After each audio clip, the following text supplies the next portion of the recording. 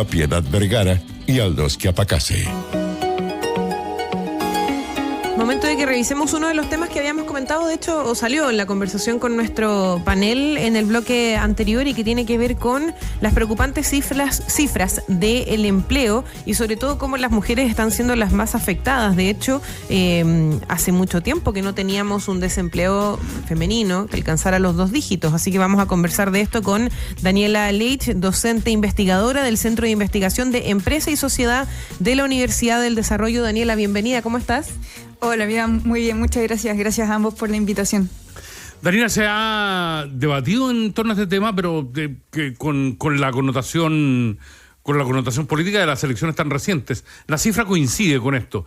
Entonces, ¿cómo desglosamos lo que es una realidad estadística? Las mujeres se han visto perjudicadas en términos concretos como fuerza laboral. ¿Y cuáles son las explicaciones que tienes para esta situación?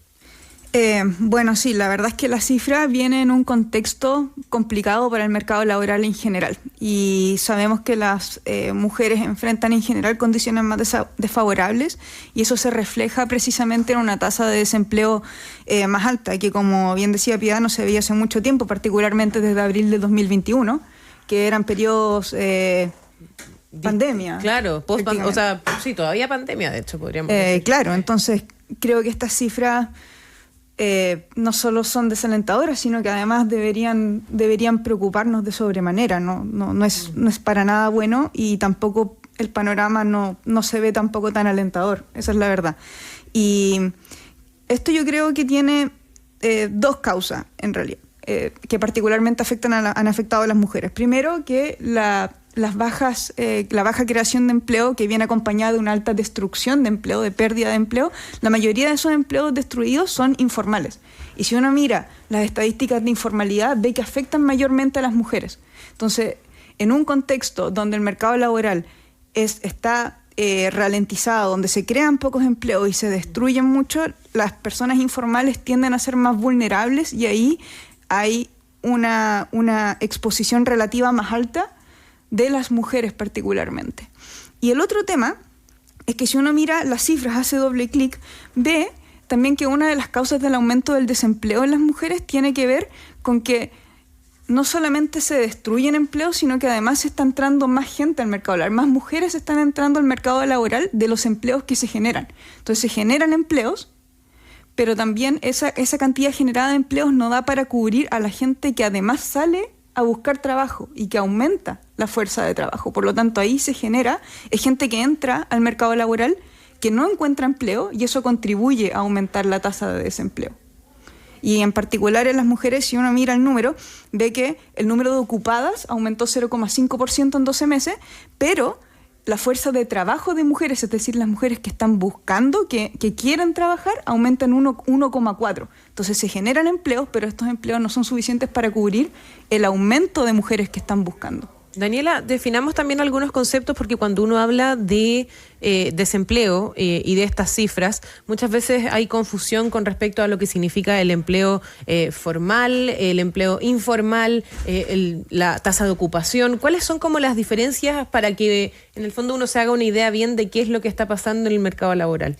Bueno, el empleo formal se define como tradicionalmente un empleo donde tú tienes contrato, tienes previsión social, tienes seguridad social. Entonces no es tan fácil, por ejemplo, despedirte. Si te despiden, tienen que indemnizarte, tienes que tener tus cotizaciones pagas al día.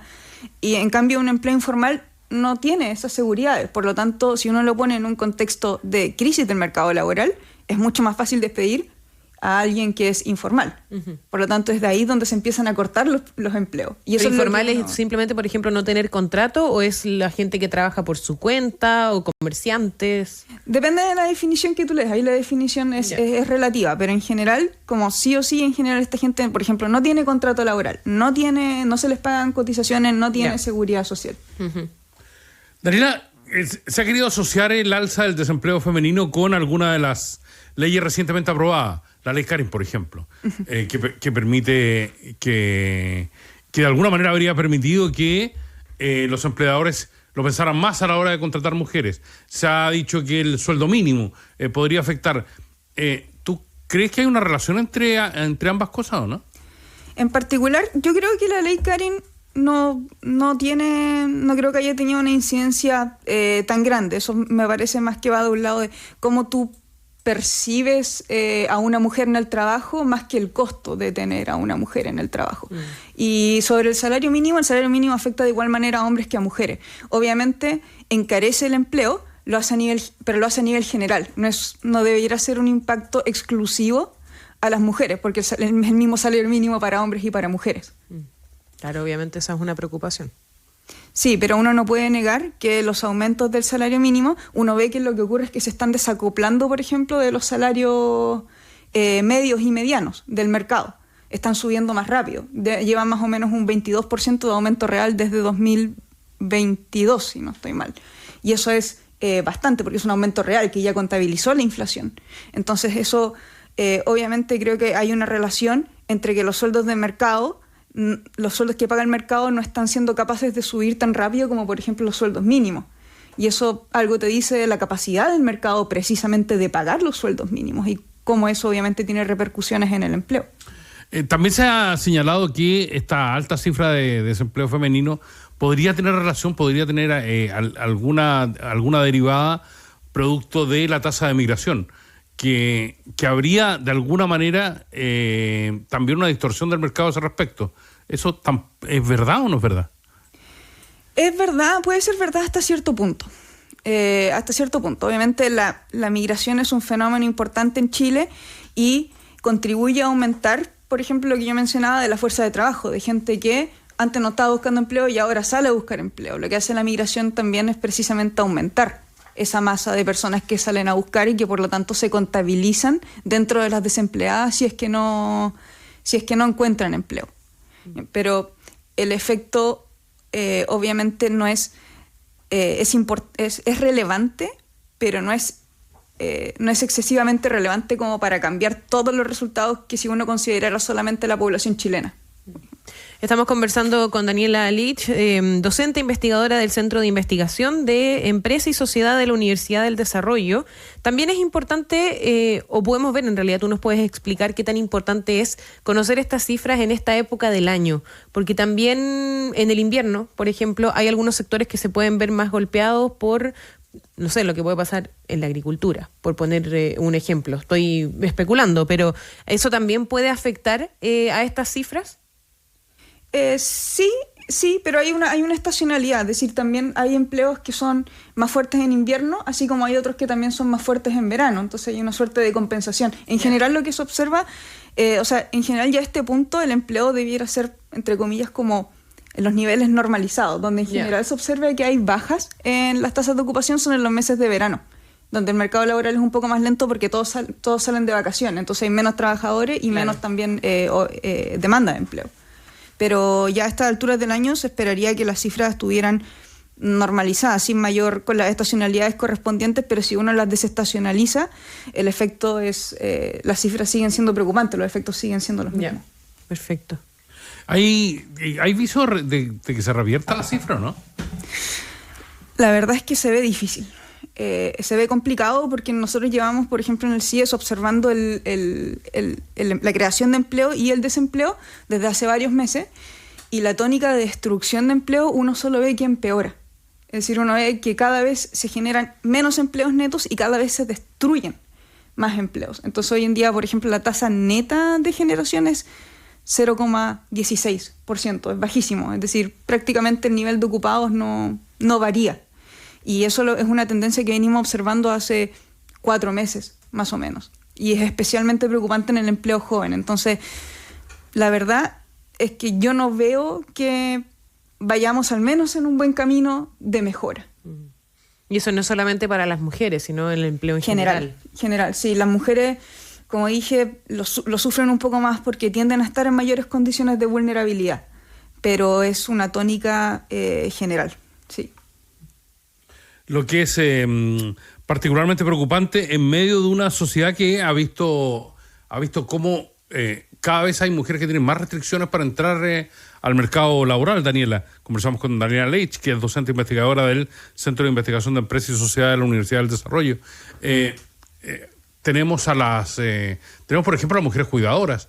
tenemos a las mujeres que han debido hacerse cargo de un porcentaje cada vez mayor de niños que no están yendo al colegio.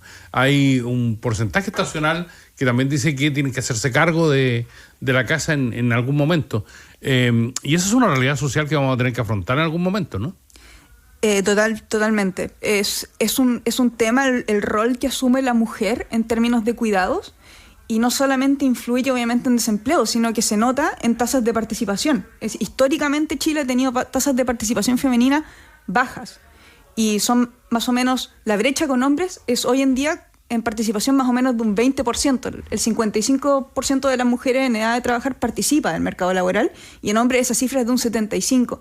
Y ahí obviamente influye lo que dices tú, Aldo. O sea, que las mujeres, se asume que las mujeres son las primeras encargadas de quedarse en casa cuidando a los niños o ejercer labores de cuidado de otras personas, y eso es algo que definitivamente hay que trabajar. Y ahí viene, por ejemplo, entra la discusión del proyecto de ley de sala cuna universal, que sería importante en tratar de solucionar precisamente este problema, entre otras cosas. Y Daniela, y en ese sentido, desde la investigación, desde la docencia también, ¿qué propuestas se podrían hacer para las autoridades? Porque lo hablábamos recién en nuestro panel, es un año electoral con muchas propuestas en distintos ámbitos, pero en empleo, que es una de las preocupaciones también de la ciudadanía, ¿hay algún tipo de propuesta o de, no sé si receta mágica, pero algo que uno pueda decir, esto sí o sí va a ayudar a generar más empleo? Bueno, hay varias cosas. O sea, primero, por ejemplo, de nuevo, mencionar el proyecto de sala cuna universal, tratar de impulsarlo y tratar de sacarlo con urgencia, porque creo que va a ser importante en aumentar la participación femenina. Otras cosas importantes serían qué podemos hacer respecto de aumentar la flexibilidad laboral. Por ejemplo, el Código del Trabajo hoy en día es bastante rígido en que tú en un contrato tienes que especificar horarios en que se va a realizar el trabajo, el lugar, qué labores se van a hacer, cómo se van a distribuir las horas, y en general eso afecta negativamente a las mujeres, porque las mujeres, dado que ejercen mayores roles de cuidado, por ejemplo, de sus hijos, valoran mucho más la flexibilidad, pero hacer el código tan rígido precisamente encarece la flexibilidad, la hace más caro, y por lo tanto, por definición, hace más caro contratar mujeres. Entonces yo creo que ahí hay un punto también de mejora. Otras cosas que uno ve, en particular para las mujeres, tienen que ver con aspectos quizá también educacionales. Uno ve que hoy en día, por ejemplo, las mujeres acceden más a la universidad, pero mucho menos a posgrado, y por lo tanto eso impide a que mujeres postulen, por ejemplo, a puestos cuyos salarios serían potencialmente más altos. Entonces, ¿cómo incentivamos, por ejemplo, la entrada de mujeres a profesiones que son STEM, científicas, de tecnología, tradicionalmente dominadas por hombres y que además tienen salarios más altos? ¿Cómo incentivamos que las mujeres quieran entrar ahí y puedan optar también a mejores salarios? Con el esfuerzo que significa eso también. De estudiar, digamos, y económico, o sea, es una inversión también estudiar en posgrado, estudiar más para poder estar más preparado para el mercado laboral. Exacto, ¿cómo les permitimos a las mujeres? Quizás las mujeres no acceden a posgrados también porque están en edad fértil, y eso implica mucho tiempo y no puedes compatibilizar estudios con tener hijos, es muy difícil. Y ese es otro punto importante, el tema del postnatal. Se ha hablado últimamente de extenderlo hasta un año, pero ¿qué pasa ahí? Se discute que eso puede ser, claro, positivo en un cierto aspecto, pero muy negativo en términos laborales para las mujeres. Claro, efectivamente, sí puede ser positivo en el sentido de que la madre pasa más tiempo con su hijo, pero también significa que es una mujer que está más tiempo sin trabajar, y a quien además tienes que pagarle el sueldo, entonces se encarece el trabajo de la mujer. Por lo tanto, yo no lo vería como algo tan positivo. Entiendo las cosas buenas que puede tener desde el punto de vista de cuidar a un niño, desde la conexión entre madre e hijo, y el incentivo a tener hijos, pero también creo que hay que encontrar un equilibrio entre lo que uno desea en términos de aumentar la natalidad y cuánto encareces el trabajo de la mujer. Y equiparar la cancha con los hombres, por ejemplo, ¿cómo se vería el mercado afectado si es que los hombres también tuviesen un postnatal obligatorio, no sé, no de un año, pero de 6 meses?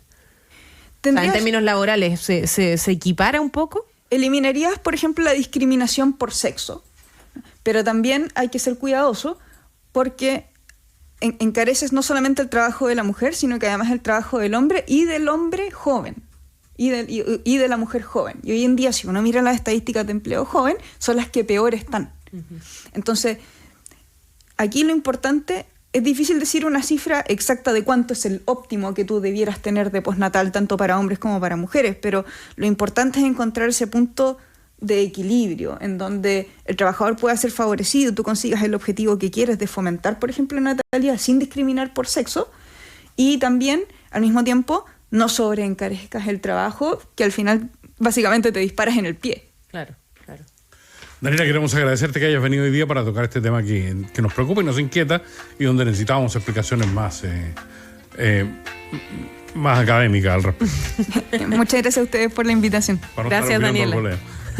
Daniela Leitch, quien es docente investigadora del Centro de Investigación de Empresas